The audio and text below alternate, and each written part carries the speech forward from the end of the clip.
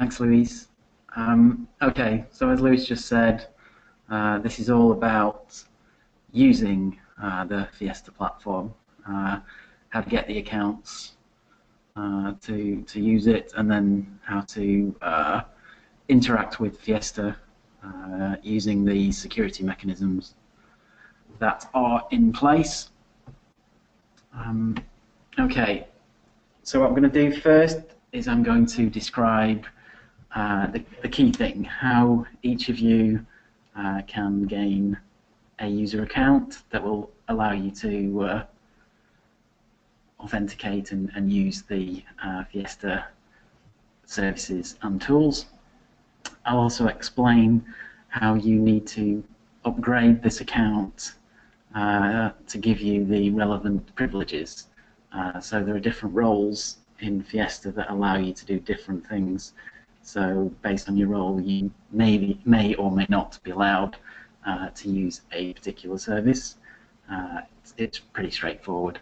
And then finally, I'll go into slightly more detail about how to programmatically access the Fiesta IoT APIs directly. So that's code. If you're going to write code to talk to the Fiesta IoT APIs, then you need to use the security mechanisms correctly. So I will talk about session tokens and also SSL configuration. Okay, so to begin with, how do you get an account? It's very straightforward. It's pretty much like every other user sign-up. You go to the platform URL of Fiesta IoT, which is platform.fiesta-iot.eu, and then if you go to OpenAM, that will go to the authentication login page of Fiesta IoT. From there, there's a link to create an account. I'll show you a video, even though it's blindingly obvious how to do this. But if you go there, you enter your email, you get sent an email with a link, so we're authenticating your email address. Once you click that link, you go back to the platform where you can enter your registration details, including your username and password, at which point you can then log in. Okay, so there's a video of this. Let's probably zoom in a bit. Zoom, zoom, zoom. Zoom, zoom, zoom. That's the Fiesta login page. If you get on the link that I've just said, at the bottom there's a create an account link. If you click that, it will go to a page where you enter your email. So you just enter the email, click send. An email will be sent to you. It may not be instantaneous. Sometimes it takes about a minute. If you then click on the link from the email, it'll take you back to this page. You just fill stuff in, whatever you want. If you want to use fake details, that's going to make it harder for us to identify, so it's best if you do enter your actual name here, so that we can make a decision about upgrading your account later. Yeah, security question, typical stuff. Fill that in, and then at this point, that's all done, and you should then be able to log in with that account. So that's it. Very straightforward, and that's the page that will show you your details on the authentication system. It doesn't really give you much more access here. Okay, so you shouldn't have any problem doing that. But if you do, contact us if you have any problems signing up, etc. I need to unzoom this. Right, back to a little more information about user accounts. So you've done this self-sign-up stage, and at this point you'll have been assigned the most basic role in Fiesta, which is that of an observer, which gives you limited access to the Fiesta IoT portal. You'll probably be able to see a few things that you can do, but you won't actually be able to do anything useful. So what you need to do is to be upgraded to a particular role. There are two other roles in Fiesta, and that's experimenter and testbed admin. So today, obviously the important role is experimenter, and this will give you rights to access the APIs, services, and tools that allow you to perform a Fiesta IoT experiment.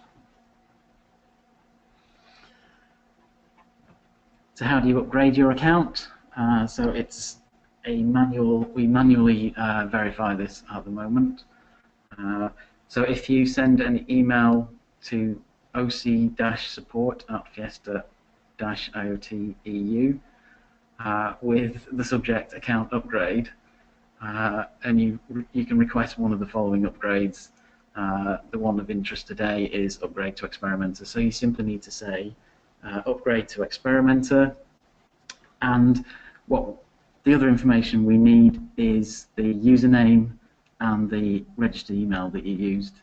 So if you just send us that information, I want to be an upgrade to experimenter, your username, your registered email, the Fiesta IoT team will review that request just to check that you're one of the people we have listed for the open call experiments, and then we'll reply by email when the upgrade account is active and available for you to use. Right, so that's the basic setup for you to get started. As I said, it's pretty straightforward. So for the remaining, it's probably going to be 5–10 minutes, I'll talk about how to interact with the Fiesta IoT APIs. So what I've done here in the slides is write code in Java to interact with the APIs. As an example, clearly you don't have to use Java and Jersey, you can use whatever you like, Python, C. It's entirely up to you, but it's illustrative of the sequence of calls that you must make to get the security mechanisms working with your code. So this explains what happens if you try to just call one of the Fiesta IoT APIs. So one of them is the IoT registry, where you can list various resources. Won't go into detail. It's an API call. If you call get on that, what you will get back is just a HTML page information with the login details. So essentially, you've been refused access, and you need to log in to access it. So that's what you'll see if you try to interact with the APIs. So now to explain how you need to interact with the APIs correctly. So it's based on single sign-on session tokens. So if you're writing a client application, you need to first authenticate with the Fiesta IoT authentication server to retrieve a single sign-on token. I'll show you the code to do that. Once you've received the single sign-on token, you then pass that in your request. There are different ways of doing that. I'll explain those.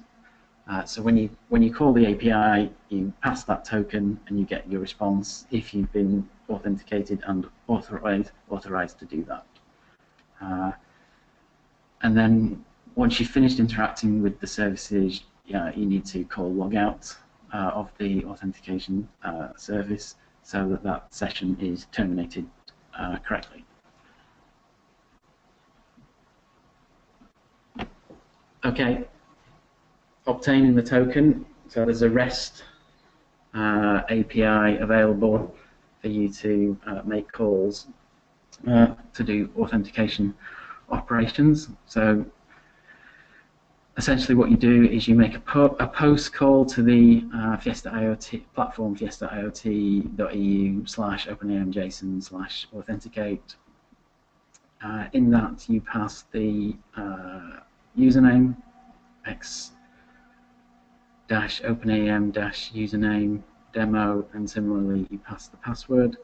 Note that this is encrypted HTTPS so you don't need to use basic authentication to hide the credentials. They're hidden in the encrypted call. So if once you make that call, the two examples there's curl and Java, you'll receive a JSON response with the SSO token in the object. It's the first field that's highlighted under token ID.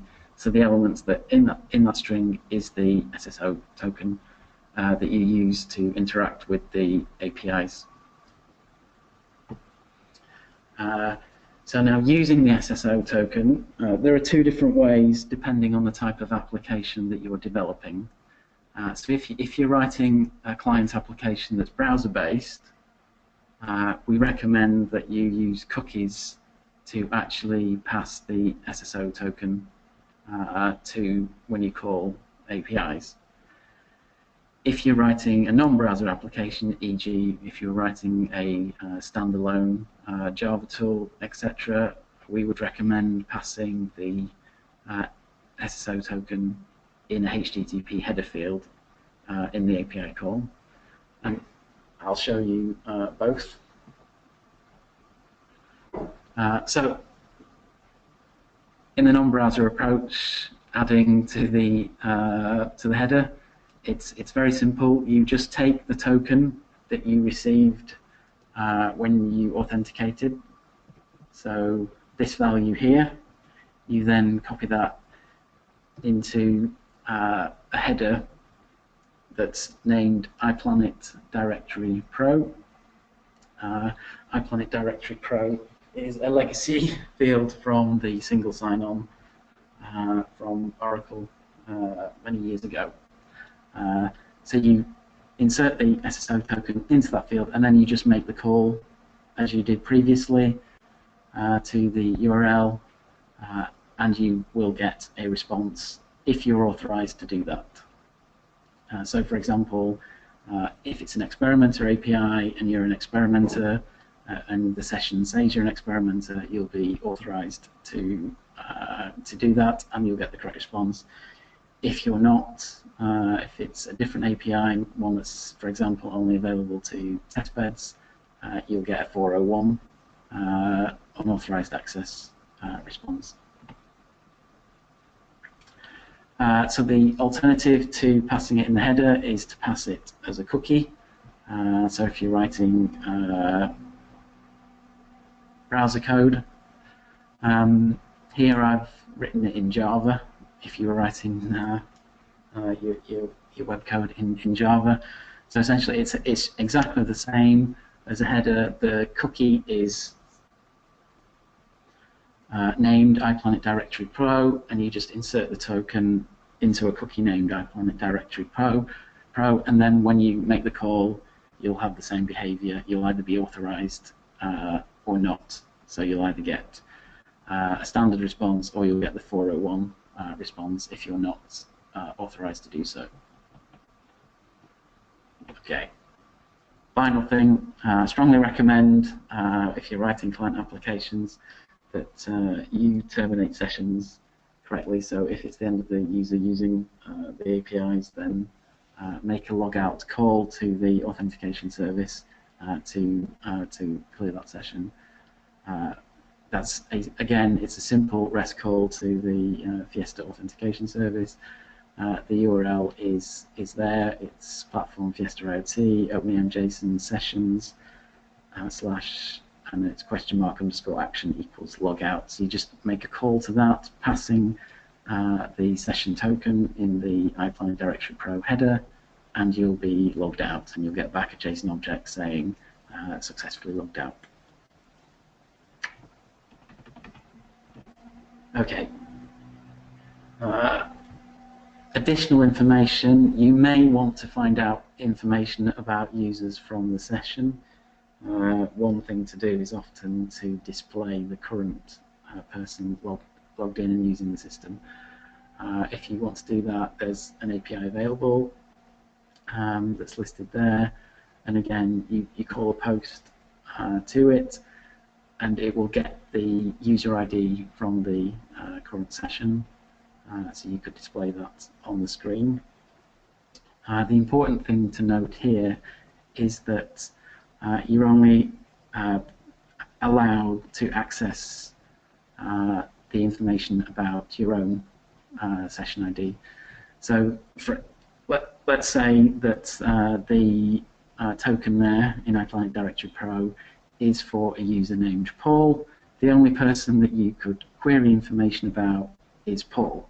You don't have any other information. You don't have the ability to look at others. So for the experimenters, you'll only be able to see who's currently using the session and nobody else, because you'll have their token. Okay. Right. Other information. Tokens are valid for a maximum of 120 minutes, after which they will expire, and you'll have to get a new token. If they're not used for 30 minutes, they are again expired. So in both cases, the solution is to renew with another authentication call to get a new token. If you pass an expired token during a call, you will get a 401 response. It's an invalid token that's not authorized to do anything.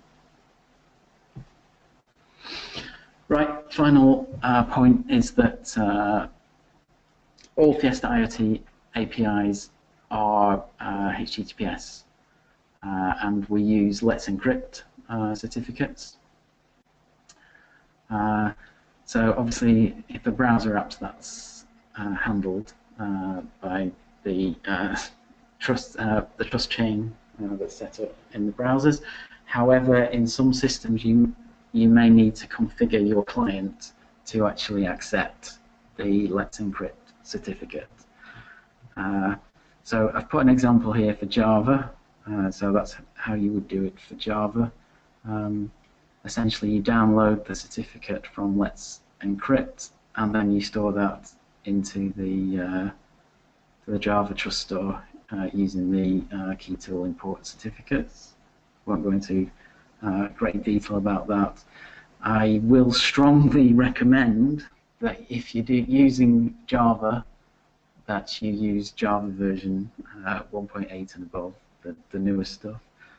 Let's Encrypt have recently become trusted by Java. Earlier versions, Let's Encrypt aren't trusted, so you have to fully import and set up the trust chain with Let's Encrypt.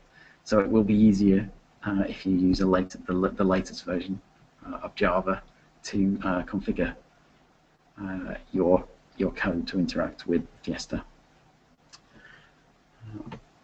Okay, that's pretty much it. I can answer questions now, and I'll be around later to answer questions about any of that.